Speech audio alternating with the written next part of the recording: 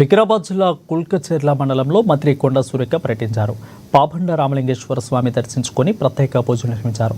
ఇక ఆలయ ప్రాంగణంలో వనమహోత్సవంలో భాగంగా మొక్కలు నాటారు.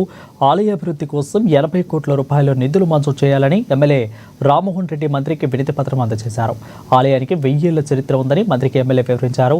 ఇక అరుణాచలంలో గిరి ప్రదక్షిణ తర్వాత పాంబండ రామలింగేశ్వర స్వామిలకు కూడా జరుగుతుందని అన్నారు. చెప్తా ఉన్నాను, గత ప్రభుత్వం ఒక యాదగిరి గుట్ట కట్టింది తప్పితే ఇంకా ఎక్కడ ఏ గుడి మీద ఒక్క రూపాయి కూడా ఖర్చు పెట్టలేదు అనేది మనందరికీ కూడా తెలుసు.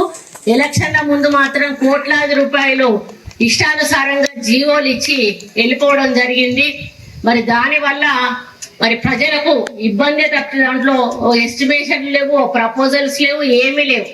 ఇష్టానుసారంగా వాళ్ళు జీవోలు ఇచ్చి వెళ్ళిపోవడంతో మన ప్రభుత్వం వచ్చినాక వాటన్నిటిని కూడా, ఎందుకంటే ఒక్కొక్క నియోజకవర్గానికి 300 కోట్ల రూపాయలు కూడా జీవోలు ఇచ్చిండ్రు.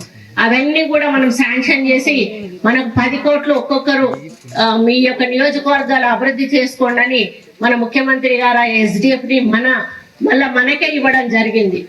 ఆ తర్వాత ఎండోమెంట్ మినిస్టర్ గా నేను కూడా ప్రతి గుడి మీద కూడా ఎవరు ఏ గుడిని తీసుకొచ్చినా కూడా ఆ గుడిని అభివృద్ధి చేయాలి, ఏదో ఒక రకంగా మరి